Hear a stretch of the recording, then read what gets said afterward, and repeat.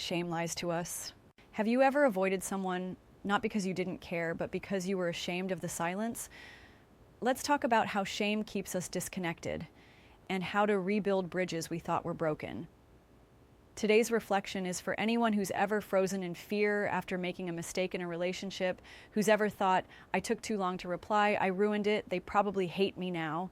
Let's be real, that kind of spiral is all too common, especially for neurodivergent folks. So if your first instinct after messing up is to disappear instead of reach out, if your silence has become a wall, this is your permission slip to return, with compassion, not shame. Shame lies to us. It says you ruined everything, when in reality, repair is always possible. Let me paint the scene. You forgot to reply, or you sent something awkward, or you just went quiet during a rough patch. At first you think, I'll reply later, but later turns into days. Then guilt shows up, then shame, and suddenly your mind is full of cruel thoughts. I'm a terrible friend. They must be so mad. They've probably written me off completely. So instead of repairing the connection, you freeze, you disappear, not because you don't care, but because you do. For many of us, especially those with rejection sensitivity, perfectionism, or past trauma, silence feels safer than vulnerability. We believe if we don't get it exactly right, we shouldn't even try. But let's name what's really happening. We're confusing guilt, I made a mistake, with shame, I am the mistake. And that shame keeps us trapped, believing reconnection is impossible. You can be a good person and still miss a message. You can care deeply and still get it wrong. Here's what I've learned and what I'm still learning. True connection is not built on constant perfection. It's built on presence, on return, on repair. Healthy relationships don't expect you to never fumble. They just hope you'll come back when you do. That return, it's powerful. It says, I care enough to try. I'm willing to be seen, even imperfectly.